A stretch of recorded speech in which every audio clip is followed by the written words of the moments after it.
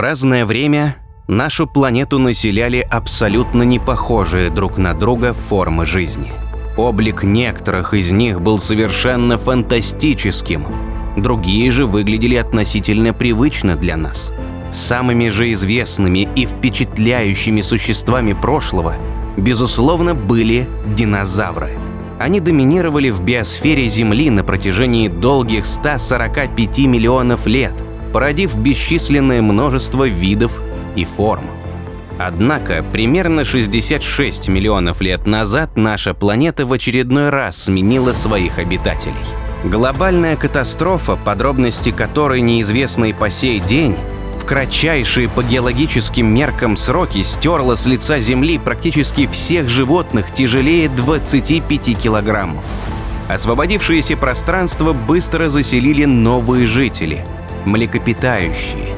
В ходе постоянной борьбы за выживание они порождали все новые и новые формы, пока на свет не появилось уникальное существо. Вместо того, чтобы приспосабливаться к неумолимой природе, оно решило изменить ее под себя. Это создание не было самым крупным, сильным или быстрым. Но как же так получилось, что именно оно стало царем природы?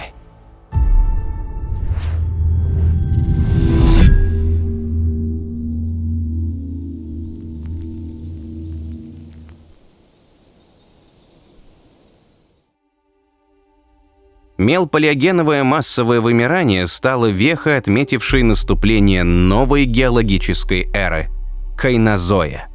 Начавшись 66 миллионов лет назад, она длится до сих пор. На протяжении всего этого времени поверхность Земли подвергалась существенным трансформациям, открывая свои просторы множеству удивительных созданий. Первый период новой эры получил название Палеоген. Он начался сразу после катастрофы, уничтожившей динозавров, и продлился 43 миллиона лет. За это время облик нашей планеты заметно изменился. Индия пересекла океан, силой врезавшись в южное побережье Азии. Гималаи вознесли свои вершины к небесам, а Антарктида начала покрываться многокилометровым ледяным щитом. Первые 10 миллионов лет биосфера Земли восстанавливалась после сокрушительного удара. Ловкие живучие зверьки, млекопитающие, быстро освоили освободившиеся экологические ниши, ранее населенные старыми хозяевами. Жизнь искала новые формы, порождая свирепых эндрюсархов, гигантских неповоротливых индрикотериев или водоплавающих археоцетов, древних предков современных китов. Многие из этих удивительных животных исчезли бесследно, другие же эволюционировали, чтобы приспособиться к меняющимся условиям. Около 23 миллионов лет назад палеоген сменился периодом неогена, продлившимся около 20 миллионов лет. Его делят на две неравные эпохи, первая и более продолжительная из которых носит название миоцен. Это было время планомерного, неторопливого похолодания. Ледяные шапки Земли постепенно росли, меж тем как климат планеты становился прохладнее и суше. Глобальный уровень моря опускался, а горные цепи, такие как Альпы или Анды, напротив, росли.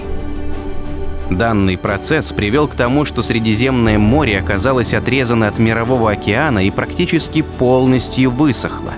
На его месте осталась просторная низменность, покрытая соляной пустыней. Согласно вычислениям, температура в некоторых ее участках достигала 80 градусов Цельсия, а атмосферное давление на дне котлована превышало привычное нам примерно в 1,5 раза. Лишь несколько небольших озер, наполненных экстремально соленой водой, голубели посреди мертвенно-бледной безжизненной пустоши. В эту эпоху просторы нашей планеты населяло множество необычных созданий. Сквозь густые азиатские джунгли пробирались гигантопитеки, родственные орангутанам огромные человекообразные обезьяны ростом более 3 метров и весом до полутонны. На степных обитателей наводили ужас энтелодонты, копытные хищники-падальщики размером с быка. В морских же глубинах доминировали мегалодоны – крупнейшие плотоядные акулы в истории Земли. Чуть более 5 миллионов лет назад местность, что ныне именуется Гибралтаром, оглушило сильнейшее землетрясение. Каменная дамба, сотни тысяч лет отделявшая Средиземное море от Атлантического океана, наконец рухнула, и миллионы тонн воды хлынули в гигантскую безжизненную низменность. Согласно расчетам, мощность потока примерно в 40 тысяч раз превышала Ниагарский водопад, и потребовалось всего лишь 2 года, чтобы море снова наполнилось. При этом тысячи тонн соли оказались навеки погребены под многокилометровыми слоями песка и камней, где остаются и по сей день. Это грандиозное событие получило название Занклинский потоп и считается началом эпохи Плеоцена, которая продлилась 2 миллиона 745 тысяч лет. К этому времени материки уже расположились на привычных для нас местах, однако некоторые детали рельефа только начинали формироваться. Например, в начале эпохи Северная и Южная Америка еще были разделены широким проливом, а скалистые горы только начинали свой рост. В первой половине Плеоцена климат Земли был сравнительно теплым. Средняя температура нашей планеты была на 2-3 градуса по Цельсию выше, чем сейчас. Причем этот дополнительный нагрев был распределен неравномерно. Климат тропических широт напоминал современный, а вот северные края были намного теплее. Арктический ледяной покров появлялся лишь время от времени, а густые хвойные леса доходили до самого севера Евразии. Впрочем, стоит помнить, что граница континента проходила немного южнее, чем сейчас, так как из-за повышенной температуры уровень моря в среднем на 25 метров превышал современный. Тем временем на африканском континенте обитали древнейшие предки современных людей – ардипитеки, сахелантропы и орорины.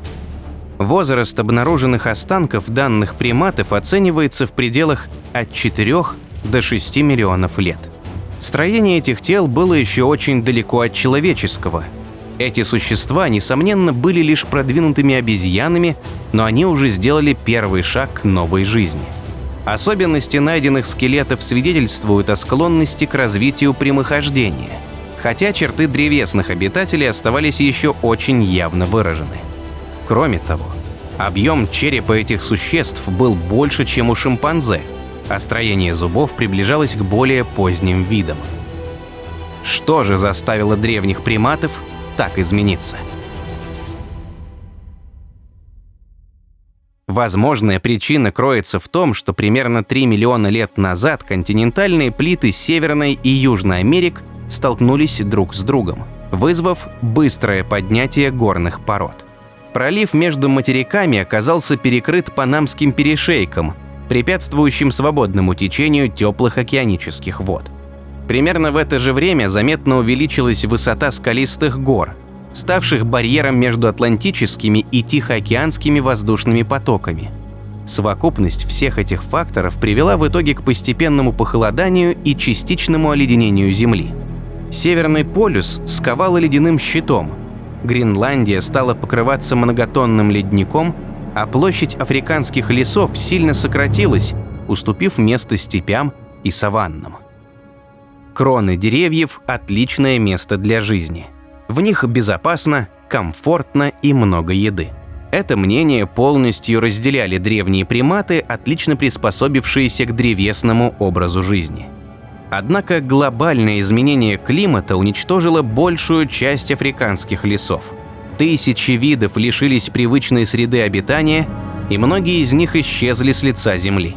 Другие же были вынуждены измениться, чтобы выжить в новых условиях.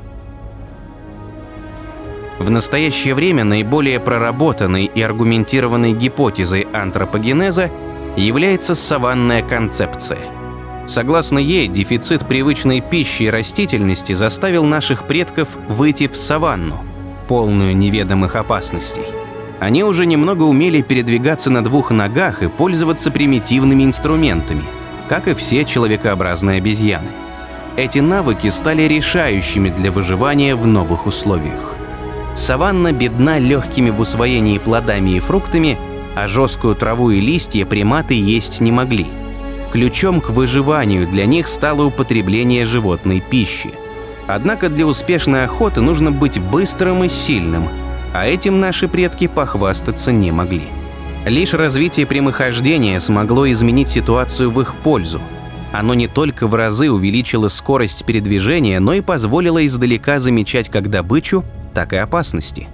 Вертикальное положение тела освободило сильные руки с цепкими пальцами, а значит, использовать палку или заточенный камень стало намного удобнее. Сбившись в небольшие племена, новые обитатели саванн смогли охотиться или как минимум отбирать добычу у других хищников. Предполагается, что необходимость совместных действий во время этого привела в итоге к развитию мозга и примитивной речи. Постепенное развитие в течение нескольких миллионов лет привело к тому, что обезьяноподобные ардипитеки и сахилантропы стали обретать человеческие черты. Так появились австралопитеки. Эти ловкие, смышленые, но небольшие существа обитали на территории Африки в период с 4,2 до 1,8 миллиона лет назад. Согласно анализу обнаруженных останков, их рост лежал в пределах от 120 до 140 сантиметров, а масса составляла около 40 килограммов. В отличие от прочих приматов, австралопитеки передвигались преимущественно на двух ногах, хотя все еще оставались сгорбленными. При этом их мозг был крупнее, чем у человекообразных обезьян, однако мало чем отличался по внутреннему строению. Известно, что австралопитеки жили стаями и могли кооперироваться для охоты и защиты. Исследования показывают, что ранние виды использовали лишь подручные средства. Поздние же научились изготавливать самые примитивные орудия труда и обороны. Несмотря на это, большей части особей удавалось прожить не более 20 лет из-за болезней, травм и нападения диких животных. Хищные животные того времени, по всей видимости, воспринимали австралопитеков лишь как источник пищи. Например, в то время жили динофелисы – крупные саблезубые кошки, являющиеся дальними родственниками более поздних смилодонов. Результаты раскопок свидетельствуют, что они предпочитали селиться неподалеку от стоянок австралопитеков, очевидно воспринимая их как легкую добычу. Будучи немного крупнее современного леопарда, динофелисы имели гораздо более коренастое и могучее телосложение. Масса этих хищников достигала 120 килограммов, а высота в холке составляла около 70 сантиметров. В одиночку защититься от подобного зверя практически невозможно. И, вероятно, только совместными усилиями нашим предкам удавалось отогнать его. Разумеется, динофелисы охотились не только на австралопитеков, но и на другую добычу, например, антилоп или диких свиней. Большая часть животных, населявших просторы Земли в то время, были похожи на современных. Однако встречались среди них и настоящие монстры. Например, в Северной и Южной Америке обитало несколько видов нелетающих хищных птиц семейства фараракосовые, крупнейшие представители которых достигали в высоту 3 метров. Длина их черепа достигала 75 сантиметров, причем большую его часть составлял мощный клюв, а длинные сильные ноги позволяли развивать невероятную скорость. К счастью, человек не столкнулся с этими монстрами, так как фараракосы полностью вымерли около 100 тысяч лет назад, задолго до заселения Америки древними племенами. В джунглях Азии тем временем обитал другой гигант – слоноподобный зверь динотерий, масса которого достигала 14 тонн, а рост составлял от 3,5 до 4,5 метров. Из всех сухопутных млекопитающих, когда-либо ступавших по поверхности нашей планеты, лишь индрикотерии и мамонты были крупнее него. Предполагается, что эти дальние родственники слонов обитали в лесах Азии и Африки и питались преимущественно листвой деревьев.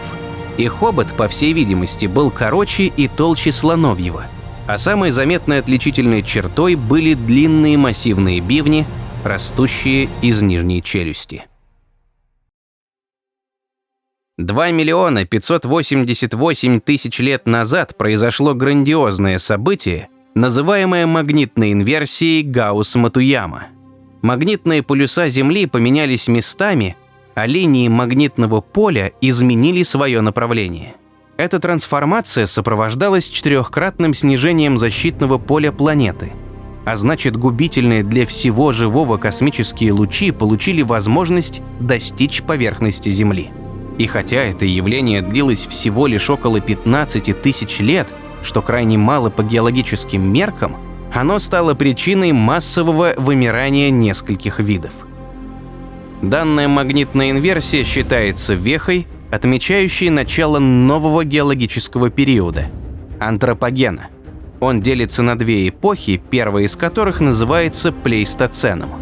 Она началась 2 588 000 лет назад, а закончилась всего лишь 12 тысяч лет назад.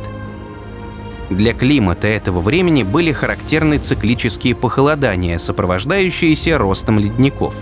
В межледниковый же период температура росла, а ледники таяли, повышая уровень моря.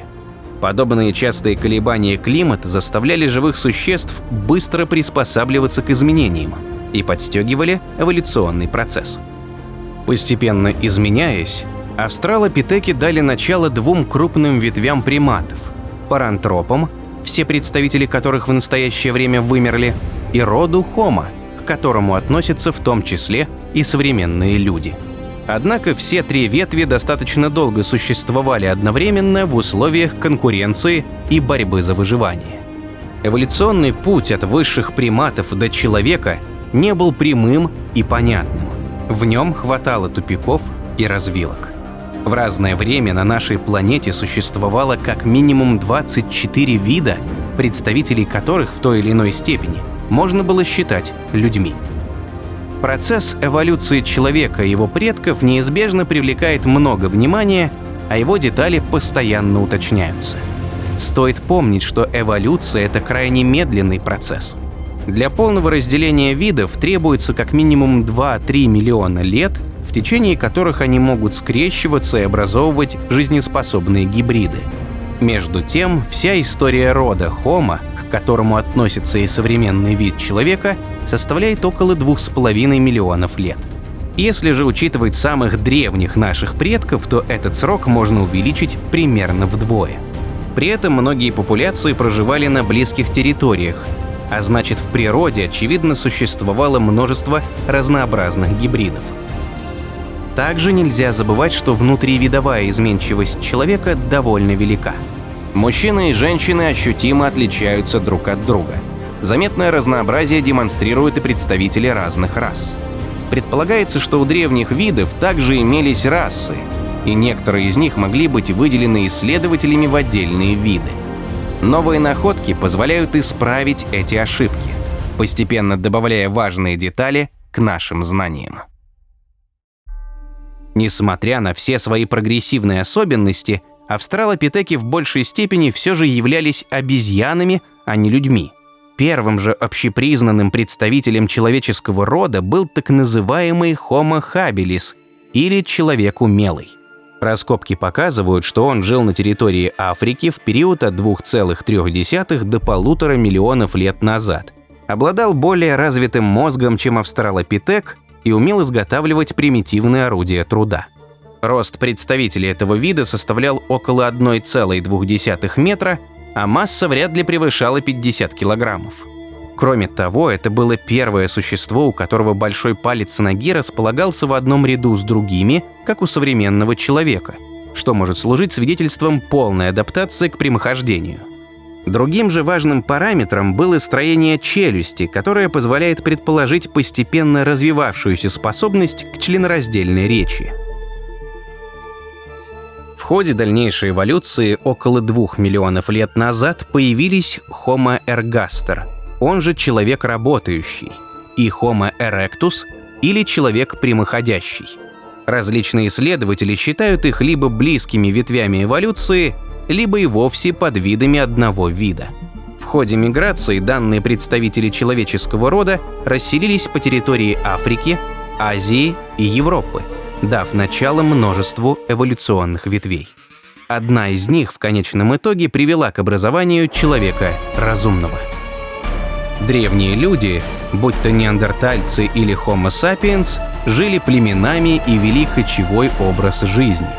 Занимаясь собирательством и охотой, они были вынуждены постоянно мигрировать, переселяясь в новые неосвоенные места. Так первобытные племена постепенно расселились по всем континентам, кроме Антарктиды. Около 50 тысяч лет назад началось освоение Австралии, а примерно 24 тысячи лет назад люди впервые перешли по Берингову перешейку в Северную Америку. Расселение древних племен совпадает по времени с массовым вымиранием плейстоценовой мегафауны. В период с 50 до 10 тысяч лет назад с лица Земли исчезли мамонты и гигантские ленивцы мегатерии. Следом за ними не выдержали конкурентной борьбы за пищу саблезубые кошки и другие хищники. Возможно, подобная участь ждала бы и человека. Однако примерно 12 тысяч лет назад очередной ледниковый период закончился, и климат нашей планеты стал более теплым и влажным. Плодородные долины Междуречья и Нильской поймы позволили нашим предкам перейти к оседлому собирательству, а позднее и к полноценному земледелию, совершив так называемую неолитическую революцию. Так закончился плейстоцен, и началась новая эпоха в истории нашей планеты. Голоцен стал временем бурного роста человеческой цивилизации, технического и социального прогресса, разрушительных войн и экологических катастроф. Выбрав уникальный путь развития, человек сделал первые шаги по совершенно новой, неосвоенной территории за пределами нашей планеты. К чему его приведет этот путь, покажет лишь время. Друзья, тема происхождения человека все еще полна неразгаданных тайн и загадок. Поэтому, если вам есть что сказать по этому поводу, не стесняйтесь оставить свое мнение в комментариях. Ваша активность очень важна для нас, ведь мы вкладываем всю душу в каждый выпуск и стараемся сделать их интересными и познавательными. Оцените этот ролик лайком и обсудите его с друзьями, чтобы новое видео вышло как можно скорее. И услышимся!